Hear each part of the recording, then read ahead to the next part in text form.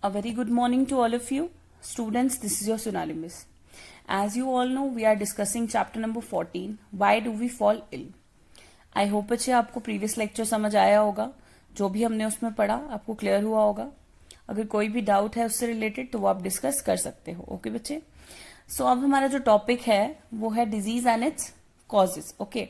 सो उससे पहले हम ये थोड़ा बहुत जो डिस्टिंक्शन है between healthy and disease free ये सब हम डिस्कस करेंगे. उसके बाद हम अपने इस टॉपिक पे आएंगे. क्लियर बच्चे.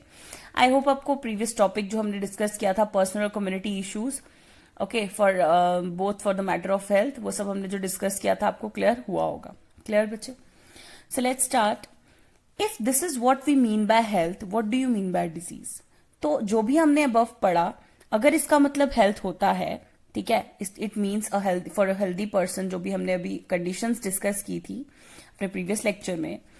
So what do you mean by disease. तो डिजीज क्या होता है ठीक है बीमारी जो है वो क्या चीज है. क्लियर. सो जो वर्ड डिजीज है it is self explanatory word. Clear. Disease अपने आप को खुद एक्सप्लेन करता है. We can think of it as disease means disturbed ease. हम उसके बारे में सोच सकते हैं एज अ डिजीज. डिजीज का मतलब क्या होता है डिस्टर्ब्ड ईज जिसने हमारा आराम छीन लिया हो. क्लियर. जब आप बीमार होते हो सब बीमार पड़े होंगे कभी ना कभी. ओके. तो जब हम बीमार पड़ते हैं तो हमारी कंडीशन जो है it is uncomfortable that time. ठीक है. हम जैसा यूजुअली कंफर्टेबल फील करते हैं बिल्कुल ठीक फील करते हैं हेल्दी फील करते हैं बट अगर हमें कोई डिजीज होगी तो हम वो चीज हमारी जो वो कंफर्टेबल कंडीशन है वो डिस्टर्ब हो जाती है. That's why it is known as disturbed ease. Okay. So disease in other words literally means being uncomfortable. तो डिजीज का मतलब दूसरे वर्ड्स में हम क्या बात कर सकते हैं इसको uncomfortable for to being uncomfortable. Clear.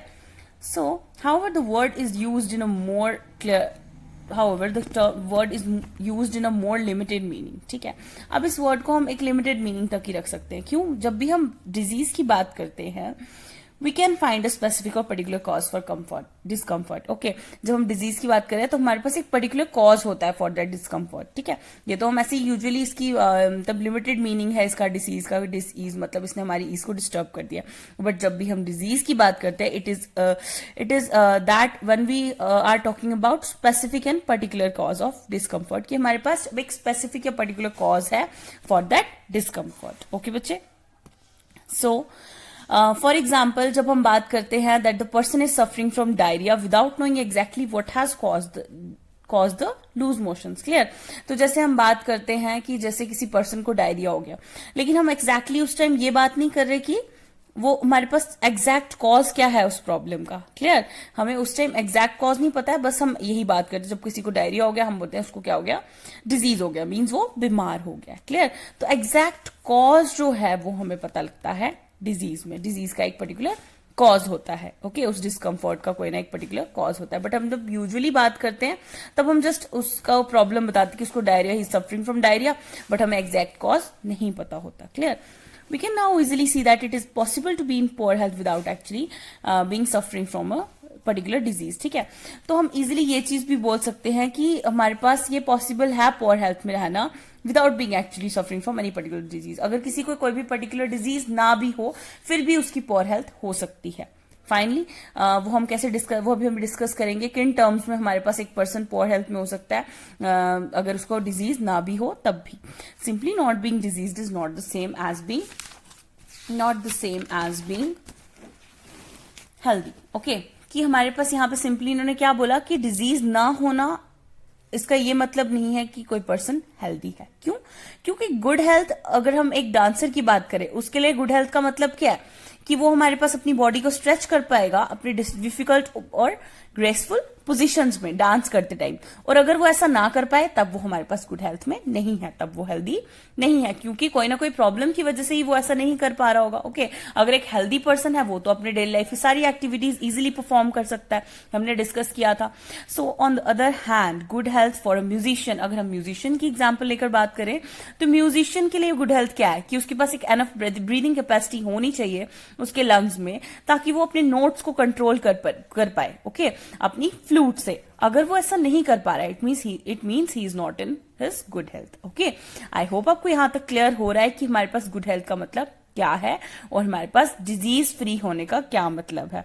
कि यहाँ पे उन्होंने बोला कि डिजीज फ्री होके भी एक इंसान पुअर हेल्थ में हो सकता है। कैसे? अगर जैसे हमने यहाँ पे एग्जांपल्स में बात कर रहे हैं म्यूजिशियन की, ठीक है, अगर वो उसको कोई डिजीज नहीं है बट स्टिल अगर वो अपने नोट्स को कंट्रोल ना कर पाए, उसकी कोई ब्रीदिंग कैपेसिटी में प्रॉब्लम आ जाए, it means without having any disease still he does not have any good health, उसके पास एक अच्छी हेल्थ नहीं होगी, he is unhealthy. Okay, I hope आपको यहाँ से क्लियर हुआ। Clear? So to have the opportunity to realize the unique potential in all of us is also necessary for real health. तो हमारे पास ये जो अपॉर्चुनिटी है ये रियलाइज करने के लिए, जो हमारे पास हमारे अंदर यूनिक पोटेंशियल होता है हमें, वो बहुत ज्यादा जरूरी है रियल हेल्थ के लिए। Clear? So we can be in poor health without there being a simple cause in the form of an identifiable disease. तो हम poor health में हो सकते हैं बिना कोई डिजीज हुए, कि हमें कोई भी डिजीज ना हो फिर भी हम पुअर हेल्थ में हो सकते हैं। कब होंगे हम पुअर हेल्थ में? मतलब कब होंगे हम मतलब डिजीज फ्री होने के बावजूद हम हेल्दी नहीं होंगे। ऐसी सिचुएशन कब होगी? जब हम अपने डेली लाइफ एक्टिविटीज परफॉर्म नहीं कर पा रहे हैं कोई ना कोई रीजन की वजह से। Okay, so on the other hand when we think about disease we think about individual sufferers. ठीक है, तो ऑन द अदर हैंड जब भी हम डिजीज की बात करते हैं हम इंडिविजुअल सफरर्स की बात करते हैं जिनको कोई ना कोई तरह की डिजीज है। ओके, सो बच्चे ये जो क्वेश्चंस हैं ये आपको दिए गए हैं नोट्स में, आप वहां से इनको कर सकते हैं। क्लियर बच्चे? नाउ हम मूव करते हैं डिजीज एंड इट्स कॉजेज पे, कि डिजीज क्या होता है और उसके कॉजेज क्या होते हैं। अब डिजीज के बारे में तो हमने पढ़ लिया कि एक ऐसी सिचुएशन जिसमें हम अनकंफर्टेबल फील करेंगे, ठीक है, we are not at ease. Clear? Means जो हमारी ईज को डिस्टर्ब करे, ऐसा हमारे पास डिजीज की बात की, और वो किससे कॉज होता है ये सब हम डिस्कस करेंगे अभी। Okay, So let's start. Let us now think a little more about disease. तो अब हम थोड़ा बहुत और ज्यादा डिजीज के बारे में सोचेंगे कि वो कैसा होता है, क्यों होता है। क्लियर? कौन सी ऐसी कंडीशंस है जो रिस्पॉन्सिबल है for causing a disease. Okay बच्चे, now occasionally human health is negatively affected due to psychological malfunctioning. अगर हम ऐसे बात करें कि हमारे पास जो ह्यूमन हेल्थ है वो हमारे पास नेगेटिवली इफेक्ट होती है बाय द फिजियोलॉजिकल फंक्शनिंग। ठीक है, फिजियोलॉजिकल रीजंस होते हैं या फिर पैथोजेनिक कॉजेज होते हैं जिस वजह से हमें डिजीज हो जाती है। क्लियर? तो उसमें आगे जैसे सिकनेस, इलनेस, एलमेंट और डिजीज, जिसको हम डिजीज को ही और क्या क्या बोलते हैं, हम सिकनेस बोल सकते हैं, इलनेस बोल सकते हैं, एलमेंट बोल सकते हैं। क्लियर? ये सब क्या है? ये एक ऐसे डिसऑर्डर है जो इफेक्ट करता है एक ऑर्गेनिज्म को। क्लियर? समझ आ रही है कि हमारे पास किसी भी ऑर्गेनिज्म को इफेक्ट कर, डिजीज को हम और क्या बोल सकते हैं? सिकनेस बोल सकते हैं, एलमेंट बोल सकते हैं, इलनेस बोल सकते हैं, और ठीक है, और ये हमारे पास एक तरह का डिसऑर्डर है जो इफेक्ट करता है ऑर्गेनिज्म को। क्लियर बच्चे? सो जो टर्म डिजीज है इसका मतलब क्या है? डिस ईज, और डिजीज बोल सकते हो, और विदाउट ईज, और डिस्कम्फर्ट। ठीक है, ये एक ऐसी सिचुएशन है जिसमें हम डिस्कम्फर्ट में होते हैं। Clear? We are not comfortable in that situation अगर हमें कोई डिजीज है तो। ओके, तो हमारे पास इसका एक स्पेसिफिक कॉज होता है जिसको हम रिकॉग्नाइज कर सकते हैं पर्टिकुलर साइंस और सिम्टम्स से। समझ आ रही है? ये हमारे पास बहुत सारे जो फिजियोलॉजिकल सिस्टम्स जो हैं हमारी बॉडी में, हमने पढ़ा था, जैसे यहाँ पे बताया कि आपको कि बहुत सारे टिश्यूज होते हैं हमारी बॉडी में, चैप्टर 12 में आपने पढ़ा होगा। तो जो टिश्यूज हैं वो हमारा सारा फिजियोलॉजिकल सिस्टम बनाते हैं, जिसको हम ऑर्गन सिस्टम भी कहते हैं, जो कैरी आउट करता है हमारे बहुत सारे बॉडी फंक्शंस को। ओके, सो जो हमारे पास ऑर्गन सिस्टम है जिनमें स्पेसिफिक ऑर्गन्स हैं, उनके पार्ट्स हैं और पर्टिकुलर फंक्शंस हैं, और उसमें डाइजेस्टिव सिस्टम भी है, उसके अंदर स्टमक और इंटेस्टाइन है जो हेल्प करता है फूड को डाइजेस्ट करने में। ठीक है, सो उसमें क्या होगा अगर इसकी फंक्शनिंग में कोई प्रॉब्लम आ जाए। समझ आ रही? जो आपको यहाँ पे मस्क्यूलोस्केलेटल सिस्टम बताया गया जो बोन्स और मसल्स का बना है, जो सारे बॉडी पार्ट्स को एक साथ होल्ड करके रखता है और बॉडी को मूव करने में हेल्प करता है। अगर किसी पर्सन को कोई डिजीज हो तो इन फंक्शंस में कोई ना कोई प्रॉब्लम आ जाएगी, या पेरेंट्स में प्रॉब्लम आएगी या फिर हमारे पास इनकी फंक्शंस में प्रॉब्लम आ जाएगी, जिस वजह से हमारी कंडीशन कैसी हो जाती है? वर्स हो जाती है। और जो स्पेसिफिक कॉज है हमारे पास डिजीज होने का, वो हमें कैसे पता चलता है? उसके साइंस और सिम्टम्स में। हम तो साइंस और सिम्टम्स से यही बता सकते हैं that we have any disease, but हमारे पास एग्जैक्ट डिजीज हम नहीं बात कर सकते कि हमारे पास एग्जैक्ट कौन सी डिजीज हुई है किसी को। क्लियर? जैसे यहाँ पे आप देख सकते हो these changes give rise to symptoms and signs of disease. Clear? अगर हमारी बॉडी में कोई चेंज आ रही है, हमारी बॉडी के फंक्शनिंग में या कोई प्रॉब्लम आ रही है हमें, क्लियर, सो उस वजह से हमारी कंडीशन वर्स हो जाएगी, बट हमें सिर्फ साइंस और सिम्टम्स का पता चलेगा कि हमें ये साइन या ये सिम्टम देखने को मिल रहा है तो ये डिजीज है, बट हमें एग्जैक्ट डिजीज का पता नहीं चलता है। क्लियर? तो जो सिम्टम्स है डिजीज के, these are the things we feel as being wrong. Okay, symptoms से हमें पता चलता है कुछ ना कुछ गलत है हमारी बॉडी के साथ, हमारी बॉडी के फंक्शंस के साथ। जैसे मान लो हमें हेडेक होना स्टार्ट हो जाएगी, we have cough, we have loose motions, we have wound with pus, these are all symptoms. तो ये सब क्या है? Headache, cough, loose motions, wound with pus, these are all symptoms of having disease. Okay, I hope आपको यहां तक clear हुआ। These indicate that there may be a disease. तो ये सब क्या इंडिकेट करते हैं कि कोई ना कोई डिजीज है, but they don't indicate what the disease is. Okay, तो ये जो हम सिम्टम्स की बात करते हैं ये बस इंडिकेट करेंगे कि कोई ना कोई डिजीज है, बट आपको एग्जैक्ट नहीं पता लगेगा विदाउट डायग्नोसिस की कौन सी डिजीज हो रही है। Okay, so for example a headache में मीन जस्ट एग्जामिनेशन स्ट्रेस, और very rarely it may mean meningitis और any of a dozen of different diseases. Clear? तो एक हेडेक जो है वो तो स्ट्रेस की वजह से भी हो सकती है, या फिर ऐसे ही मेनिंजाइटिस की दर्द हो सकती है, या फिर और भी हमारे पास बहुत सारी डिजीजेस हैं उन वजह से भी हेडेक हो सकती है। तो हम ये नहीं बता, दीज आर ऑल सिम्टम्स। तो ये सब क्या है? Headache, cough, loose motions, wound with pus, these are all symptoms of having disease. Okay, I hope आपको यहां तक क्लियर हुआ। These indicate that there may be a disease. तो ये सब क्या इंडिकेट करते हैं कि कोई ना कोई डिजीज है, but they don't indicate what the disease is. Okay, तो ये जो हम सिम्टम्स की बात करते हैं ये बस इंडिकेट करेंगे कि कोई ना कोई डिजीज है, बट आपको एग्जैक्ट नहीं पता लगेगा विदाउट डायग्नोसिस की कौन सी डिजीज हो रही है। Okay, so for example a headache में मीन जस्ट एग्जामिनेशन स्ट्रेस, और very rarely it may mean meningitis और any of a dozen of different diseases. Clear? तो एक हेडेक जो है वो तो स्ट्रेस की वजह से भी हो सकती है, या फिर ऐसे ही मेनिंजाइटिस की दर्द हो सकती है, या फिर और भी हमारे पास बहुत सारी डिजीजेस हैं उन वजह से भी हेडेक हो सकती है। तो हम ये नहीं बता सकते कि वो किस वजह से हो रही है without diagnosis. Okay, I hope यहां तक क्लियर हुआ आपको।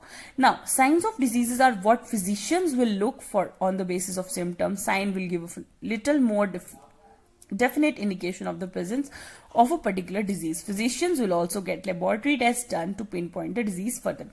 Now साइंस की बात करें तो साइंस जो है डिजीजेस के उन्हीं को देखकर फिजिशियंस जो है वो देखते हैं उनके बेसिस पे कि कौन से सिम्टम्स हैं, कौन से साइंस हैं, उसके बाद लिटिल मोर उनको डेफिनेट इंडिकेशन मिलती है किसी पर्टिकुलर डिजीज की, और उसके बाद भी अगर कोई पर्टिकुलर इंडिकेशन ना मिले तो फिजिशियंस जो है लेबोरेटरी टेस्ट करवाने के लिए बोलते हैं, जिसकी वजह से हमारे पास पर्टिकुलर डिजीज जो है उसको पिन पॉइंट कर सकते हैं वो कि हमारे पास ये वाली डिजीज हुई है। तो विदाउट डायग्नोसिस कोई भी नहीं बता पाएगा कि कौन सी डिजीज हुई है। ओके बच्चा, तो आई होप आपको यहां तक क्लियर हुआ होगा कि डिजीज जो है हमें कैसे पता चलता है किसी को डिजीज हुई है, by seeing all the symptoms. Okay, कि जो भी हमारे पास सिम्टम्स हैं जैसे हेडेक है, कफ है, ये सब चीजों से हम पता लगा सकते हैं किसी को कोई डिजीज हुई है। एंड विदाउट डायग्नोसिस हम एग्जैक्ट डिजीज का पता नहीं लगा सकते। तो हमने डिजीज के बारे में पढ़ा कि डिजीज क्या होती है, ओके, कैसे होती है, किन चीजों से हमें पता लगता है कि डिजीज कैसे होगी। क्लियर? कि डिजीज हुई है, और हमारे पास ये भी कैसे पता चलेगा कि कौन सी डिजीज हुई है, by the diagnosis, by proper laboratory test done in the laboratories recommended by physicians. Okay, I hope आपको यहां तक क्लियर हुआ होगा। उसके बाद अब हम टाइप्स ऑफ डिजीजेस की बात करेंगे। क्लियर? तो टाइप्स ऑफ डिजीजेस में हम डिस्कस करते हैं एक्यूट और क्रॉनिक डिजीजेस। हमारे पास कुछ डिजीजेस ऐसी होती हैं जो हमारे पास थोड़ी देर के लिए रहती है, और कुछ डिजीजेस ऐसी होंगी जो लॉन्ग टर्म के लिए रहती है। क्लियर? तो वही on the basis of this time period हम हमारे पास अलग अलग टाइप के डिजीजेस पढ़ेंगे। Clear? So acute and chronic diseases. The manifestations of disease will be different depending on the number of factors. अब हमारे पास बात करें कि डिजीज का जो टाइमिंग है कि कितनी देर तक कोई डिजीज रहेगा, वो डिपेंड करता है नंबर ऑफ फैक्टर्स पे। One of the most obvious factor that determine how we perceive the disease in its duration. तो हमारे पास जो one of the most obvious factor है कि कैसा हमारे पास कैसी डिजीज होगी, वो उसकी ड्यूरेशन पे डिपेंड करता है। समझ आ रही है कि कितनी देर तक कोई डिजीज रहने वाली है। अगर कोई शॉर्ट पीरियड के लिए आपके पास डिजीज रहेगी, ठीक है, जो जल्दी खत्म हो जाती है, जल्दी ठीक हो जाती है, उसको हम बोलते हैं एक्यूट डिजीजेस, और जो लॉन्ग टर्म के लिए रहने वाली है उसको हम क्या बोलेंगे, क्रॉनिक डिजीजेस। ओके बच्चे, so let's study some diseases last for only very short period of time, जो भी मैंने आपको बताया कि कुछ डिजीजेस जो हैं वो बहुत ज्यादा कम टाइम के लिए रहती हैं, ठीक है। इसमें आपका एग्जाम्पल आ गया जैसे common cold, most important example है इसकी ये, एंड मोस्ट कॉमन एग्जाम्पल भी है। कॉमन कोल्ड आपको थोड़ी देर के लिए रहता है और फिर चला जाता है, it is an acute disease, okay. इसमें आप एग्जाम्पल ले सकते हो जो बहुत कम टाइम के लिए रहता है, उसको हम बोल रहे हैं acute disease, okay. We all know from experience that the common cold lasts only for a few days. ठीक है, ये आपने सबने एक्सपीरियंस किया होगा कि कॉमन कोल्ड जो है वो बहुत ज्यादा कम दिन के लिए रहता है, and is a best and common example of acute disease, okay. ये आपने याद रखना है, clear. Now other elements, elements यहाँ पे किसके लिए हम टर्म यूज कर रहे हैं, मैंने आपको ऊपर भी बताया, डिजीज के लिए, okay. Other elements can last for a long time, और बाकी डिजीजेस जो है वो हमारे पास बहुत देर तक भी रहते हैं, even much as a lifetime, और कुछ डिजीजेस तो लाइफ टाइम भी रहते हैं। ऐसे डिजीजेस को हम क्या बोलते हैं, क्रॉनिक डिजीजेस, जैसे ट्यूबरक्लोसिस, एलिफेंटियासिस, ओके। ये ऐसी डिजीजेस हैं जो लाइफ टाइम रहेंगे या फिर बहुत ज्यादा लॉन्ग पीरियड के लिए रहते हैं, जो बहुत देर से जाते हैं, clear. An example is infection causing elephantiasis. Elephantiasis में क्या होता है कि कोई भी बॉडी पार्ट जो है वो हमारे पास कैसा स्वेलिंग हो जाएगी, उसमें बहुत ज्यादा बड़ा हो जाएगा पार्ट वो, okay. So which is very common at some parts of India, और हमारे पास बहुत ज्यादा कॉमन है कुछ इंडिया के पार्ट्स में, ओके। तो आपने जो इनकी एग्जांपल्स हैं वो याद रखनी है, clear. Now survey your neighbourhood to find out. अब आपने यहाँ पे आपके लिए एक्टिविटी है कि आपने अपने नेबरहुड में फाइंड आउट करना है how many people suffered from acute disease during the last 3 months and how many people develop chronic disease during the same period, okay. ये सर्वे से पता लगेगा। Now and finally the total number of people suffering from chronic disease in your neighborhood. Are the answers to questions 1 and 2 different? Are the answers to the questions 2 and 3 different? What do you think could be the reason for these differences? What do you think what will be the effect of these differences in the general health of population? ठीक है, तो ये आपने activity perform करनी है कि आप सर्वे कर सकते हो अपने नेबरहुड में, clear.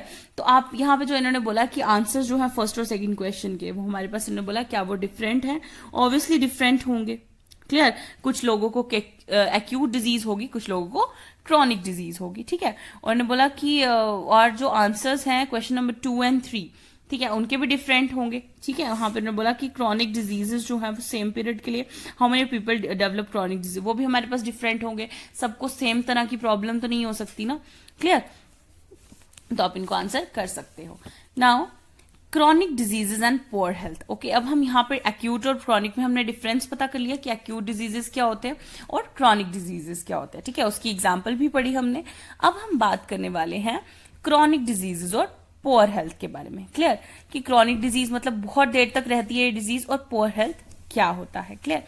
As we can imagine acute and chronic disease have different effects on our health, ठीक है। हम इमेजिन कर सकते हैं कि दोनों टाइप के डिजीजेस के क्या क्या इफेक्ट होते हैं। तो अभी हमने जो डिजीजेस के टाइप्स पढ़े कौन कौन से पढ़े, एक्यूट और क्रॉनिक। एक्यूट मींस जो शॉर्ट पीरियड ऑफ टाइम के लिए रहेगा, और क्रॉनिक डिजीज मींस जो लॉन्ग पीरियड के लिए रहेगा, ठीक है। उसकी एग्जांपल्स भी डिस्कस की, तो उसी में डिस्कस कर रहे हैं यहाँ पे कि एक्यूट और क्रॉनिक डिजीजेस को पढ़ के आप इमेजिन तो कर सकते होगे कि क्या क्या डिफरेंट इफेक्ट्स जो हैं इसकी वजह से हमारी हेल्थ पे पड़ते हैं। Any disease that causes poor functioning of some part of body, और कोई भी डिजीज जो हमारे पास जिसकी वजह से हमारे बॉडी पार्ट्स के मतलब बॉडी का कोई भी फंक्शन जो है वहां पुअर फंक्शनिंग हो रही है, मतलब प्रॉपर फंक्शन नहीं कर रहा हमारे बॉडी का कोई पार्ट, या फिर कोई भी हमारे बॉडी में ऐसा फंक्शन है जो नहीं प्रॉपरली हो रहा, it will affect our health as well. उसकी वजह से हमारी हेल्थ भी इफेक्ट हो जाती है। This is because all functions of a body are necessary for general health, okay. तो इसलिए हमारी जो बॉडी के सारे फंक्शंस हैं वो प्रॉपरली वर्क करने चाहिए। अगर ऐसा ना हो तो हम हमारे पास कैसा फील करते हैं, अनहेल्दी फील करते हैं, हमारे पास अनकंफर्टेबल फील करते हैं, क्लियर। दिस इज बिकॉज इसलिए हमारे सारे जो बॉडी के जो फंक्शंस हैं वो हमारे पास प्रॉपरली वर्क करने चाहिए, clear. So this is because all function of body are necessary for general health. इसलिए हमने बात की कि सारे जो बॉडी के फंक्शंस हैं वो हमारे पास जरूरी हैं जनरल हेल्थ के लिए, जनरल हमारी जो हेल्थ है मतलब वेल बींग होने के लिए, क्लियर, हेल्दी रहने के लिए। But an acute disease which is over very soon, but जो एक्यूट डिजीज है जो बहुत जल्दी चली जाती है will not have time to cause major effect on our general health, ठीक है।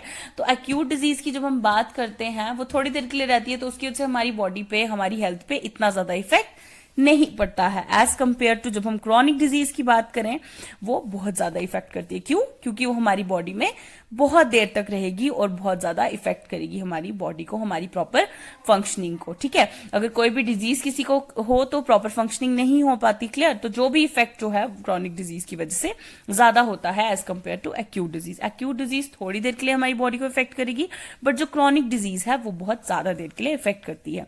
For example think about of cold of cough which all of us have from time to time. तो फॉर एग्जाम्पल आप सोच सकते हो खुद example से कफ और कोल्ड के बारे में। ठीक है, ये तो टाइम टू टाइम सबको होती रहती है और उसके बाद हम बेटर भी हो जाते हैं, become well within a week और सो। ठीक है, पहले बीमार होते हैं, उसके बाद एक हफ्ते या उससे ज्यादा थोड़ा सा टाइम लगता है और हम बिल्कुल ठीक हो जाते हैं। And there are no bad effects, और हमारे पास ऐसी हमारी हेल्थ पे कोई उसका बैड इफेक्ट नहीं होता।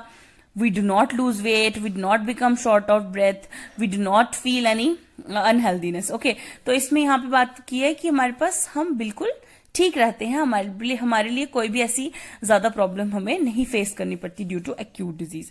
But when we are talking about chronic disease, ठीक है, but if we get infected with a chronic disease, but अगर हम क्या हो जाए, क्रॉनिक डिजीज से इफेक्ट हो जाए, जैसे ट्यूबरक्लोसिस ऑफ द लंग्स। ठीक है, ट्यूबरक्लोसिस किसी को हो जाए, then being ill over the years does make the weight and does make lose weight and feel tired all the time. तो ट्यूबरक्लोसिस वाले पेशेंट्स को क्या होता है, एक तो आपको पता ही है खांसी तो उनको होती रहती है, कफ उनकी जो क्रॉनिक कफ होती है ट्यूबरक्लोसिस में, देन उसके बाद उनका वेट लूज हो जाता है और उनको थका हुआ फील होता है हर टाइम। तो ये सब हमारे पास किस वजह से हो रहा है? Due to that chronic disease.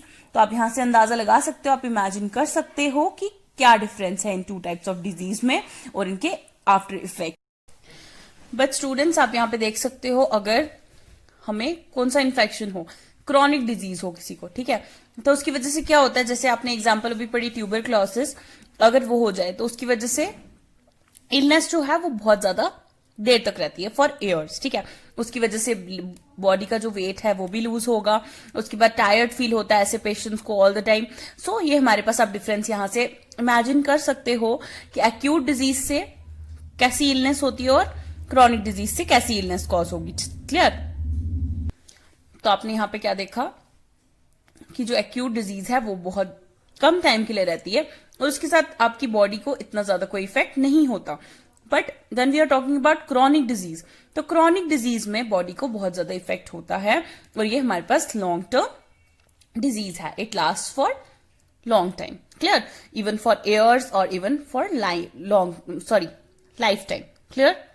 Now यहां पे आप देख सकते हो, we may not go to school for a few days if we have an acute disease. हम स्कूल नहीं जा पाते कुछ दिन के लिए अगर हमें कोई एक्यूट डिजीज है।